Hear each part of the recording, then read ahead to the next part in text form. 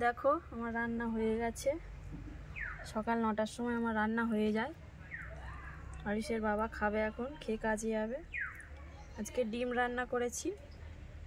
আরিশের বাবা তো সবজি খুব একটা খেতে চায় না, এই জন্য তরকারি দিয়েই ভাত খাচ্ছে। নোনো, তুমি কি বাবার পাতে খাবে? একটু বাবার সঙ্গে একটু খাবে? নাও, ধোঁয়া উঠছে দেখো, গরম গরম ভাত ঠান্ডার সময় খুব ভালো। না না নোনো, তোমাকে একবার দিই। কি না? কোথায় উঠেছে দেখো, হাতের একটা খোলা আর একটা পড়ে আছি। না আলু আলু বড় না, এই তো বড়।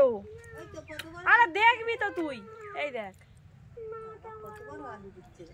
সব করে। কি ঠিক আছে, বের করে দিচ্ছি। ঠিক আছে, আমি বের করে দিচ্ছি, এসো। এই শুনছে না একদম, ওর জন্য খাবার আনবে না। নাও, তুমি তো বললে যে ভাত খাবো না, আলু খাবো। আলুই তো দিলাম।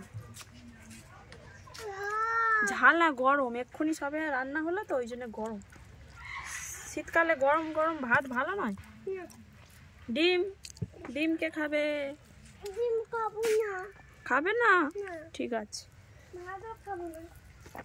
ভাতটা দেবো বলেই বলছে ডিমটা খাবো না। আজকে মনে হয় রোদ উঠবে না, তাই না? মেঘলা, রোদ যত উঠবে তত বেশি ঠান্ডা পড়ে। আমি কথা বলবো না তোমার সঙ্গে। তুমি আমার কথা শুনছো না, আমি তোমার কথা কেন শুনবো? তাহলে একটুখানি ডিম দিয়ে নিয়ে যাও। করলে তুমি খাবে তো? ঠিক আছে। টুকি, তুমি আসো, তারপর